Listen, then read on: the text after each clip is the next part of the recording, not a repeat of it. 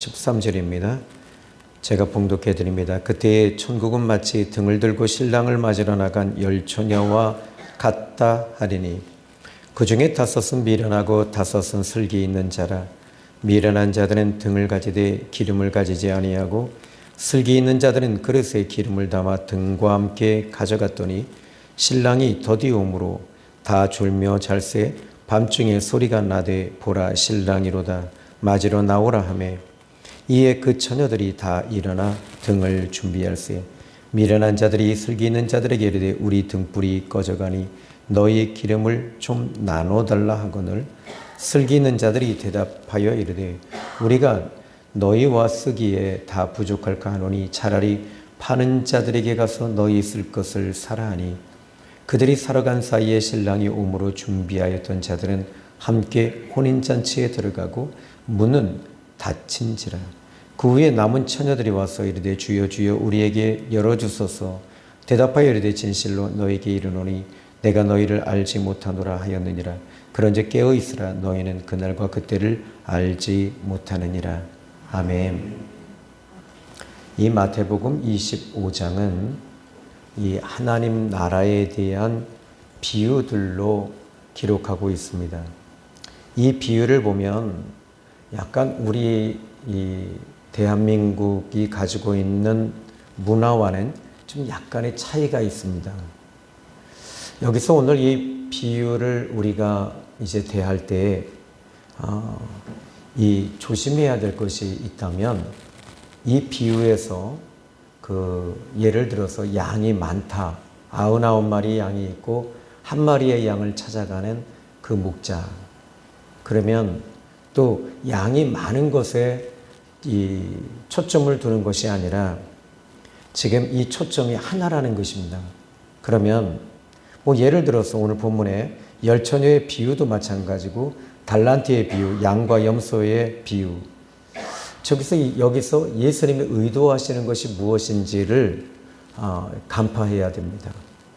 그러면 여기서 지금 오늘 본문의 이 비유의 그 가장 중요한 핵심은 1절의 말씀을 보시면 그때의 천국은 그랬어요.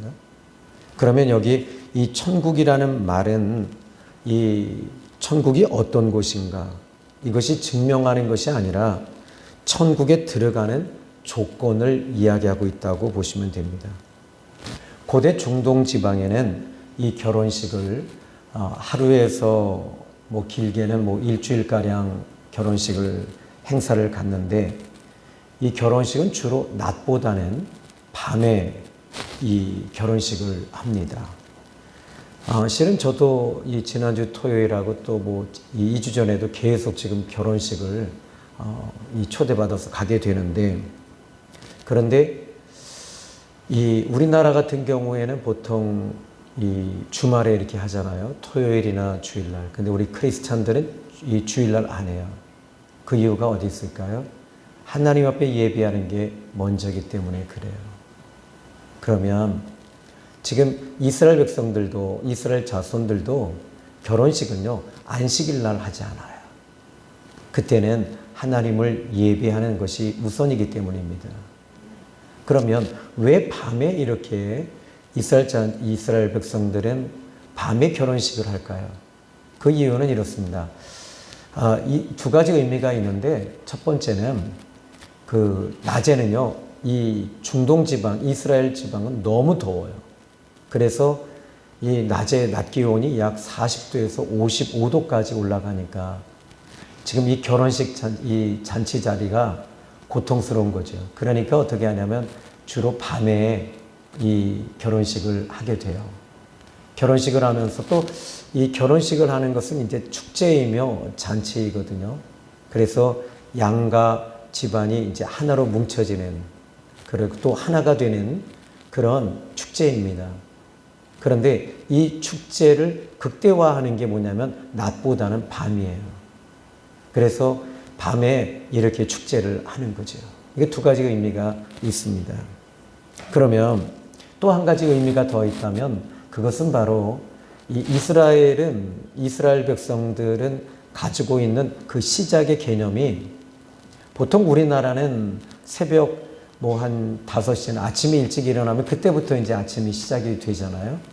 뭐 우리 크리스찬들은 새벽 5시부터 시작이 되죠. 그래서 새벽 기도회 때부터 우리는 하루의 시작을 그렇게 잡잖아요. 근데 이스라엘은 하루의 시작을 이 밤부터 시작을 잡아요. 그게 도대체 이 시점이 어디 있냐면 지금도 이스라엘은 밤이 아침이라고 생각을 해요. 그들은요. 그 이유가 어디 있냐면 이 창세기 1장 5절에 보면 하나님이 빛을 낮이라 부르시고 어두움을 밤이라 부르시고 저녁이 되고 아침이 되니 이는 첫째 날이다. 그러니까 저녁이 되고 아침이 됐다. 이게 기준으로 그들은 바로 이 저녁을 하루의 시작으로 삼아요. 그러면 하루의 시작이 뭐냐면 이게 모두 천지창조와 다 연결되어져 있어요. 이 시브리인들의 가지고 있는 이 문화와 시작의 개념은 이 제7일째 하나님은 안식을 하십니다. 그런데 밤에는 이제 우리 이 사람의 모든 것들에게 안식을 주세요. 그래서 그때는 안식을 하고 쉬게 하는 거예요. 그러니까 이것으로부터 하나님을 통해서 안식을 얻고 휴식을 하면서 그들은 첫 번째 시작이라고 생각을 갖는 거예요. 그러니까 이 문화의 차이가 좀 커요. 자, 그러면 이제 이 오늘 본문의 말씀을 이제 보셔야 되겠는데 이 본문을 어떻게 풀 것인가라는 겁니다. 먼저 이 25장 한 장만 보면 이게 좀 이렇게 아주 이 소극적으로 이 본문을 해석할 수밖에 없습니다. 그리고 정확하게 이 본문을 이해하고 해석하려면 마태복음 24장까지 가야 돼요.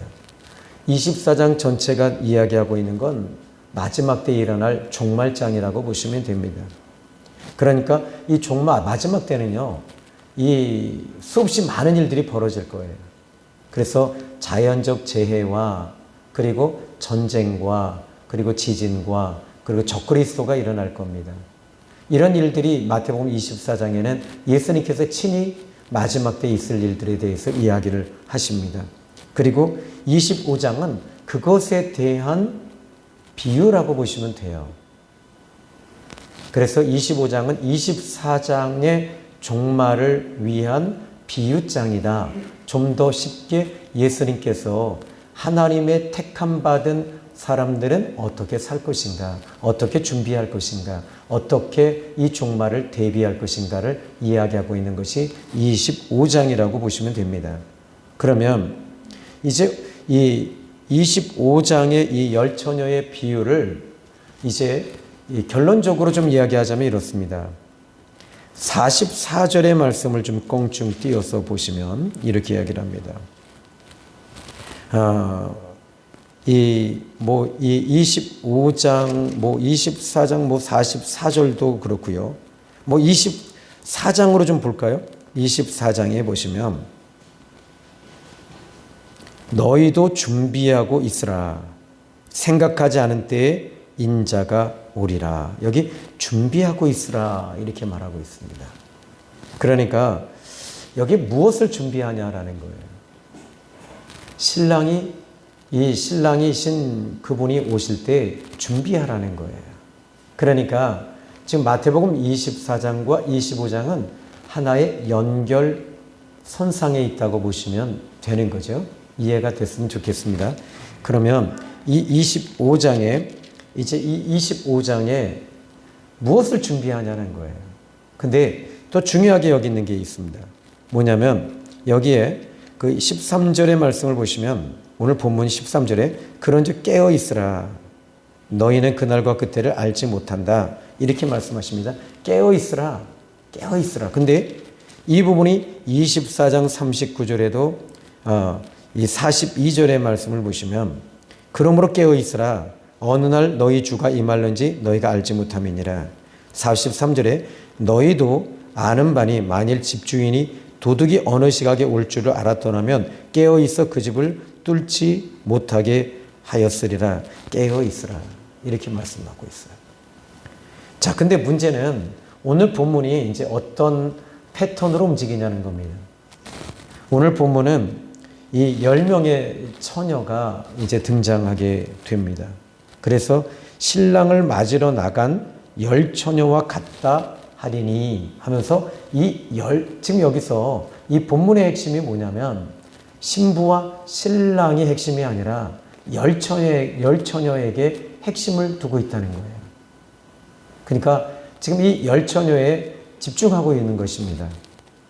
그러면 도대체 이 10명의 처녀는 여기서 오늘 본문의 10명의 처녀는 상징적인 의미가 되겠습니다만, 그러나 여기서 10명의 처녀가 무엇이며 등이 무엇이며 기름이 무엇인가 이걸 증명하는 것도 필요하겠습니다만, 여기서 지금 예수님께서 의도하시는 게 무엇인가에 우리는 더 집중해야 될 것입니다.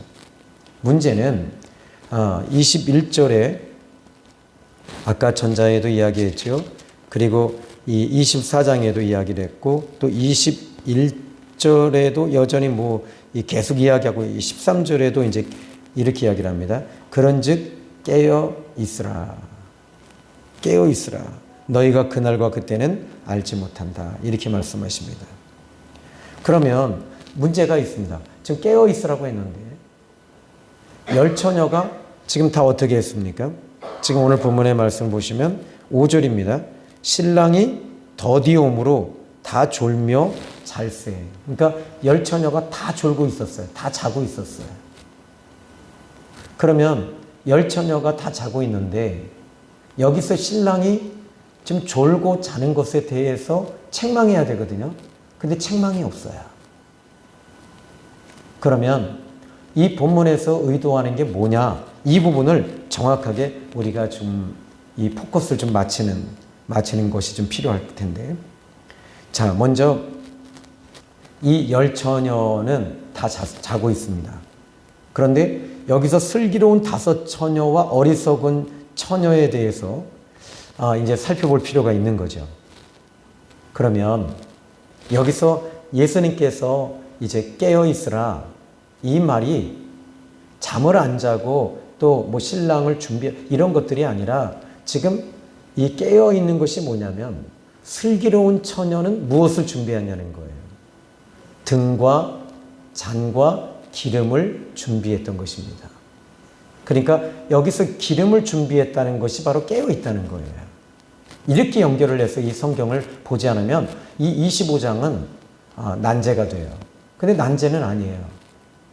이 본문을 딜레마로 빠질 필요는 없다는 거죠. 우리가 괜히 함정에 빠질 필요는 없습니다.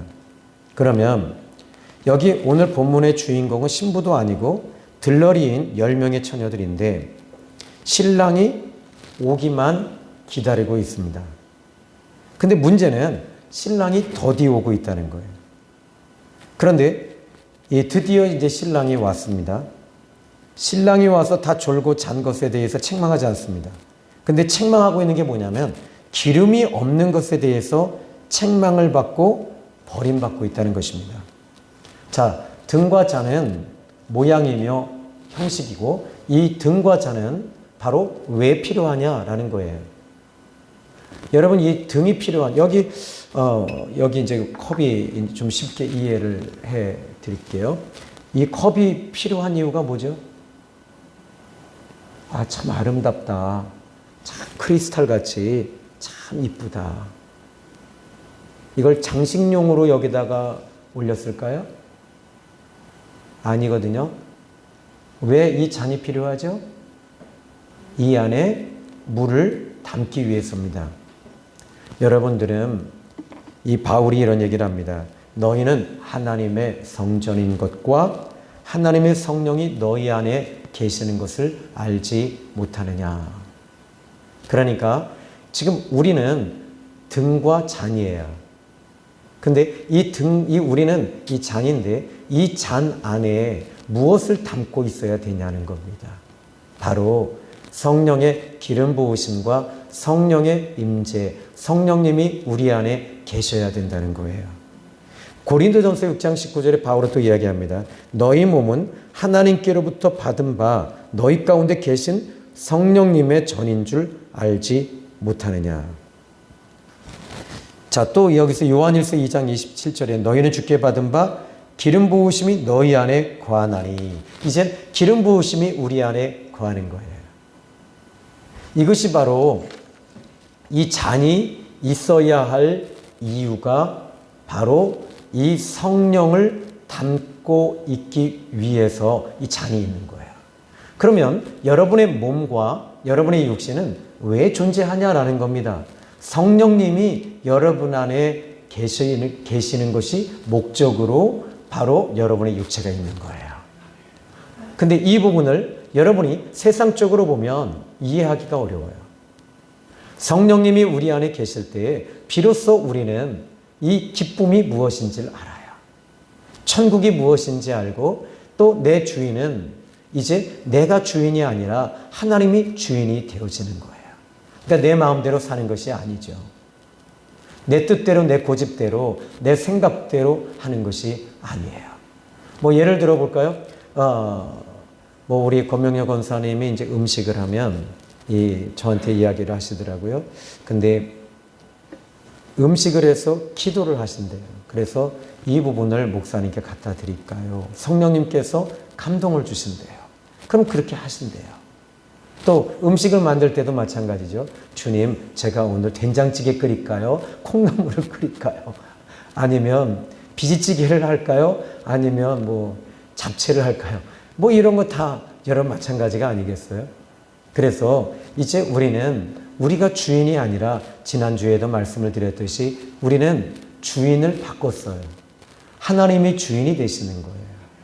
그러니까 어떻게 돼요? 내 마음대로 살 수 없죠. 그래서 주님 뜻대로 살기로 했네. 주님 뜻대로 살기로 했네. 뒤돌아서지 않겠네. 이 세상 사람 날 몰라줘도, 이 세상 사람 날 몰라줘도 뒤돌아서지 않겠네. 주님 뜻대로 살겠네. 이제 여러분 우리가 주인을 바꾼 사람들입니다. 성령님이 우리 안에 계실 때 여러분 안에 기쁨이 넘치고 또 천국이 이루어지는 줄로 믿으시기 바랍니다. 자, 오늘 본문의 이 기름은 뭐 누가 뭐라 그래도 저는 이 본문의 핵심은 역시 성령님이십니다. 다섯 처녀는 기름 부음인 기름이 있었습니다. 이런 처녀는 기름을 준비했습니다. 그리고 이 신앙생활에 있어서 다시 이야기합니다. 성령님이 여러분 안에 계신가 안 계신가가 참 중요합니다. 그럼 왜 기름이 있어야 되느냐? 왜 있어야 될까요? 여러분 그러면 한번 물어볼게요. 이 등과 잔, 이 잔을 왜 등잔이 왜 필요하죠? 그 안에 기름이 왜 있어야 되죠? 좀 어려워요. 등잔이 필요한 이유가 뭘까요? 그 안에 기름이 왜 필요할까요? 요즘 시대는 뭐 젊은 우리 주니어 시대는 이것을 좀 이해하기 어려울 것 같아요. 옛날에 호롱불이 있었잖아요. 여러분들은 호롱불 세대 아니세요? 아유, 저희 때는 아니에요. 근데 호롱불 세대가 있었어요. 근데 제 그 친구 목사님이 이제 전라도에 그 광주에 사시는 목사님이신데 이 목사님 집에 이 처음으로 전기불이 들어왔대요. 그리고 진짜로 이 전기불을 다 달고 전기 기사들이 한전에서 와서 다 설치를 해주고 갔답니다. 근데 문제가 생겼습니다. 호롱불 세대였던 그들은 이 전기불 어떻게 끄는지 몰랐던 거예요. 그래서 아버지와 아들과 그리고 부인하고 그리고 아들 4명이 앉아서 그 전기불을 이제 끄는데 도저히 안 끄고 입으로 계속 더 세게 불어 임마. 큰아들 너는 요령을 핀다. 너는 자꾸 요령을 펴. 야 째구야 너도 크게 불어. 이 목사님 이름이 이재구 목사님이신데 째구야 더 크게 불어. 더 크게 불어. 밤새도록 불고 그리고 불을 못 끄니까 그 다음 날까지 눈이 시뻘겋게 충혈이 돼서 잠들을 못 주무셔서 그랬다는 일화가 있습니다. 여러분 이제 마찬가지입니다. 호롱불이 있어야 할 이유가 어디에 있지요? 세상을 밝히기 위해서예요. 여러분에게 왜 기름 부으심이 임해야 될까요? 왜 임하죠? 답을 여기서 찾아야 되는 거예요. 성령의 기름 부으심과 성령 충만함이 왜 임해야 될까요? 교회에서 봉사 잘하라고요? 물론 필요합니다. 빌립보서 3장 3절에 너희가 성령으로 이제 봉사하고, 그죠? 유다서 20절에도 역시 이 성령으로 기도하고. 그런데 여러분, 세상은 지금 어두워져 있어요. 신랑이 오기까지 세상은 지금 캄캄합니다. 희망이 없습니다. 정치, 경제, 모든 부분에 있어서 다 어두워져 있어요. 그런데 여기서 이 신랑이 원하는 게 있어요. 기름을 준비했느냐 못했느냐 문제가 있습니다. 이제 이 본문의 말씀을 좀 보시면 이렇게 이야기를 합니다. 자, 이제 8절에 보십시오. 미련한 자들이 슬기 있는 자들에게 이르되 우리 등불이 꺼져간다 이렇게 말합니다. 꺼져가고 있었다는 거예요. 그러면 지금 이 꺼져가는 이유가 뭐냐라고 했을 때 기름이 없었기 때문에. 여러분들이 봉사하는 것도 왜 불평하고 또 교회에서 왜 그렇게 저희 교회가 한때 부흥이 크게 일어났어요. 근데 왜 그렇게 불평하는가 보니까 바로 기름이 없어서 불이 꺼져가고 있었던 거예요. 이 위기예요. 교회도 마찬가지입니다. 교회가 오늘날 왜 그렇게 시끄럽고 왜 그렇게 문제가 생길까요? 이유는 간단합니다. 등과 잔에 기름이 있는데 이 기름이 꺼져가고 있는 거예요. 성령의 기름 부으심이 지금 없는 거예요. 그러니까 어떻게 돼요? 시끄러워지는 거죠. 지금 세상은 온통 죄악에 관영되어져 있습니다. 마치 소돔과 고모라 성과 같은 시대에 우리가 살고 있습니다. 지금 성적 윤리가 완전히 땅에 떨어졌습니다. 정치도 땅에 떨어졌습니다. 또 가정도 다 붕괴되어지고 있습니다. 모든 것들이 지금 다 깨지고 무너지고 박살났어요. 그 이유가 어디 있습니까? 그것은 율법이 없어서가 아닙니다. 아주 간단합니다. 성령님의 기름 부으심이 끊어졌기 때문에 그래요. 성령의 역사가 없으니까 우리 주님은 말씀하십니다. 마태복음 5장 13절에 너희는 세상의 빛이라. 그런데 말로는 빛이래요. 근데 어두워요. 여러분 한번 옆에 분 얼굴 보십시오. 옆에 분 보시고 참 얼굴에 빛이 있으시군요. 여러분 한번 서로 얼굴 보시고 얼굴과 얼굴을 대하시고 인사 한번 합시다. 빛이 있으십니다. 예, 이 대머리가 있는 분들은 저에겐 대머리가 없으신 것 같아요. 근데 두 개의 태양이 있습니다. 그런데 여러분 얼굴에 이렇게 웃음만 준다고 해서 여러분들이 빛이 있나요? 그렇지 않아요. 여러분 안에 성령님이 계시면 그 성령을 우리는 숨길 수가 없어요. 기쁨이 넘쳐요. 성령의 열매가 갈라디아서 5장 22절에 이제 성령님이 우리 안에 오시면 나타나는 열매, 진짜 성령이 임한 사람들의 특징이 뭐냐? 사랑이에요. 희락이에요. 기쁨이에요. 그리고 그 다음에 뭡니까? 따라합시다. 온유합니다. 따뜻함이에요. 따뜻함이 있어야 되는 거예요. 그리고 이제 자비라는 게 뭘까요? 넓은 마음. 넓게 품어주는 자비. 그 다음에 양선이 뭡니까? 선에 대한 기준이 있어요. 그 다음에 뭡니까? 충성하는 겁니다. 그리고 마지막에는 이제 이 갈라디아서 5장 22절에 절제가 필요해요. 절제가 필요해요. 끊을 때 딱 끊어주는 거. 자, 세상은 지금 온통 어두워져 있는 이 세상을 여러분들이 이 세상을 보는 순간에 여러분의 마음은 어두워질 겁니다.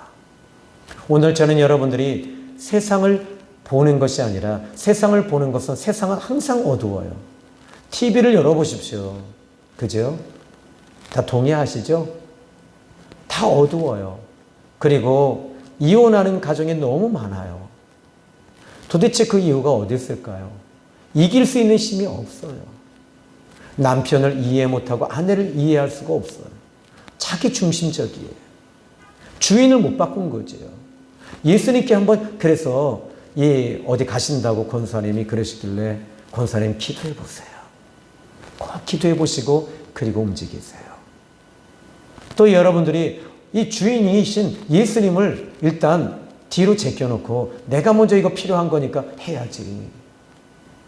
이거 세상적으로는 그게 맞지요. 그러나 우리가 예수님 믿고 거듭나고 성령이 임하시면 성령께서 인도하시는 대로 따라야 되지 않겠습니까? 로마서 8장 14절 아주 유명하죠. 하나님의 영으로 인도함을 받는 사람은 하나님의 아들이라 자녀라 일컬음을 받는다. 그러니까 우리는 주인이신 주님께 항상 여쭤보세요. 예수님, 저 이혼해도 돼요? 한번 여러분 꼭 여쭤보세요. 그리고 여쭤보면 주님이 그래, 너 잘 참았다, 이혼해라. 근데 그 주님이 아니라 여러분 예수님 뒤에 꼬랑지가 달려있는 거 보실 수 있을 거예요. 머리에 뿔도 있을 거예요. 마귀입니다. 여러분, 오늘 저는 여러분이 우리 예수님이 주인이신 거예요. 그리고 제가 좀 잔소리해도 될까요, 예수님? 근데 저도 그랬어요. 딸을 저도 둘이씩이나 이게 키우고 있는데, 근데 처음에는 아이들을 참 내 기준으로 보니까 특히 여러분 목회자의 자녀의 딸들의 자녀들은요 더 힘든 것 같아요. 목사의 기준으로 봅니다. 그러니까 어떻게 돼요? 애들이 숨을 못 쉬는 거예요. 어느 날 우리 애들이 그러더라고요. 나는 목사님이 필요한 것이 아니라 아빠가 필요해요. 그리고 그 이야기가 저에게는 충격이었어요. 그리고 또 하나는 이 주님 앞에 제가 큰 애를 혼을 낸 적이 있어요. 초등학교 6학년 때. 그리고 나서는 이 아이가 마음에 상처를 품고 있더라고요. 그리고 나서 주님 앞에 전 다른 걸 놓고 기도하는데, 너는 네가 잘못할 때마다 잔소리하지 않고 화내지 않잖니? 너는 어찌하여 내가 사랑하는 딸을 그렇게 혼을 내고 화를 내고 잔소리를 하느냐? 그 순간에 주님은 저에게 한 가지 답을 주셨습니다. 네가 물과 성령으로 거듭나듯이 자녀들에 대해서도 거듭나야 되고 부부관계에 있어서도 거듭나야 된다. 다시 태어나야 돼. 다시 태어나야 돼. 여러분, 오늘 주인을 바꾸신 여러분들은 오늘 이 주일 낮 예배가 여러분에게는 아주 놀라운 예배가 될 줄로 믿습니다. 이제 여러분, 저희 교회의 특징이 하나 있지요. 우리 성도님들에게 성령의 기름 부으심이 여러분에게 임하고 있다는 거예요. 그 기름 부으심이 임할 때 이유가 뭐냐면, 나 행복해, 나 좋아, 나 건강에 기름 부으심이 왔어, 주시기 위해서 온 거야. 관계의 기름 부으심이 있게 해주셨고 물질의 기름 부으심이 있어. 이것이 아니에요. 이건 아주 극히 소극적이에요. 진짜 이 성령의 기름 부으심이 임할 때는 성령님은요 빛의 영이세요. 이것은 어두워진 세상을 비추라는 겁니다. 그러면 우리 이제 증명해 드려야 되지 않을까요? 어떻게 증명해 드릴까요? 자, 이제 성령의 이 기름 부으심이 임했을 때 먼저 35절의 말씀을 한번 보십시다. 25장 35절. 내가 줄일 때 너희가 먹을 것을 주었고 목마를 때 마시게 하였고 나그네 되었을 때 영접하였고, 36절은 여러분이 읽으세요. 헐벗었을 때에 옷을 입혔고 병들었을 때 돌보았고 옥에 갇혔을 때 와서 보았느니라. 그리고 37절, 이에 의인들이 대답하여 이르되 주여 우리가 어느 때에 주께서 줄이신 것을 보고 음식을 대접하였으며 목마르신 것을 보고 마시게 하였나이까? 어느 때에 나그네 되신 것을 보고 영접하였으며 헐벗으신 것을 보고 입혔나이까? 어느 때 병드신 것이나 옥에 갇힌 것을 보고 가서 배웠나이까? 임금이 대답하여 이르시되 내가 진실로 너희에게 이르노니 너희가 여기 내 형제 중에 지극히 작은 자 하나에게 한 것이 곧 내게 한 것이라. 이게 여러분 세상을 비추는 빛이에요. 세상 사람들은 자기밖에 몰라요. 자기 중심이에요. 그리고 내가 잘 살기 위해서는 옆에 있는 사람을 죽이는 거예요. 여러분, 진짜 저는 그리스도인들이 정치했으면 좋겠어요. 진짜 거듭난 분들이 정치하시면 좋을 것 같아요. 그러면 거듭난 사람들의 정치는 뭘까요? 다른 사람을 죽이고 내가 딛고 올라가는 게 아니라 내가 죽어주는 거예요. 내가 섬기는 거예요. 내가 그들을 섬기고 그들을 높여주고, 그리고 그들의 찢긴 마음, 여러분 왜 찢겼을까요? 세상 사람들이 왜 찢길까요? 예수님이 없기 때문에 찢긴 것이고 성령의 기름 부으심이 없기 때문에 찢기는 거예요. 그러나 우리는 주인이신 예수님이 우리 안에 계시고 성령님이 기름 부으심이 우리 안에 있으니까 우리는 회복이 되고 치유가 되고 살아난 거잖아요. 그러니까 그 사람들이 왜, 여러분, 그럼 왜 알코올 중독이 되고 왜 그렇게 폭력을 일삼고 왜 그렇게 나에게 아픔을 줄까요? 예수님이 없기 때문에 그래요. 성령의 기름 부으심이 없기 때문에 그러는 거예요. 그러면 이제 우리는 여태까지 저는 목회하면서 이렇게 알코올 중독이나 술 중독에게 걸리신 분들 위해서 이거 알코올 귀신이다, 그게 아니었다는 거죠. 뭐였죠? 주인이 없으니까 아픈 거예요. 세상에 찢긴 거예요. 그리고 버림받은 거예요. 외로운 거예요. 힘든 거예요. 왜 그렇게 힘든가 물어봤더니 뭐가 안 풀어졌대요. 아니에요. 진짜 우리의 목자 되시는 예수님 또는 신랑 되시는 예수님이 그 안에 없기 때문에 그러는 거예요. 신랑이신 예수님이 우리 안에 계시면 여러분 어때요? 나의 기쁨, 나의 소망 되신 주. 이제 여러분 예수님이 우리 안에 계시니까 행복해요. 기뻐요. 그리고 좋아요. 이 모든 것들이 여러분 여기서 답을 찾아서 우리는 가셔야 되지 않겠어요? 많은 분들이 이 마태복음 25장 1절로 11절 말씀을 해석들은 하시는데 왜 이 기름이 왜 필요하냐? 성령이다까지만 얘기합니다. 그런데 그 다음에 기름을 부어주시는 목적이 뭐냐? 기름이 존재해야 할 목적이 뭐냐라는 거죠. 바로 이 신랑이 올 때, 근데 여기 이 말씀을 좀 자세히 문맥적으로 보시면 이렇게 이야기를 합니다. 먼저 이 6절의 말씀을 보시면 밤중에 소리가 나되 보라 신랑이로다 맞으러 나오라. 지금 여기서 이 전령이 신랑이 오기 전에 그의 벗인지도 모르시겠지만은 뭐 신랑의 친구일지도 모르겠습니다만은 여기서 소리가 나서 말합니다. 보라 신랑이다. 그리고 맞으러 나오라. 근데 신랑은 아직 오지 않았어요. 그러면 지금 이때가 가장 어두울 때예요. 가장 캄캄할 때예요. 그때 이 잔과 등을 가지고 나와서 불을 붙이고 이제 환하게 비춰주는 거죠. 그런데 왜 비춰줄까요? 왜 여기서 등과 잔을 불을 켜고 이 기름을 붙이고 기름이 타야 될 이유가 어디 있을까요? 신랑을 보게 하기 위해서예요. 신랑을 보지 못하는 거예요. 여러분 오늘 저는 여러분이 신랑을 지금 보게 하기 위해서는 등과 잔과 기름이 필요해서 빛을 비춰주는 거지요. 이제 저는 여러분들이 어두운 세상, 어두운 밤에 캄캄한 밤에 여러분 오늘 우리는 이 어두운 밤 캄캄한 이 세상을 그리스도의 빛으로 비치는 여러분이 되시기를 바랍니다. 이제 여러분 오늘 시험 드는 이유가 이제 없겠죠? 아멘. 왜 시험 들죠? 세상 것 때문에 그래요. 어두운 것들 때문에 우리가 시험이 들고 힘든 거예요.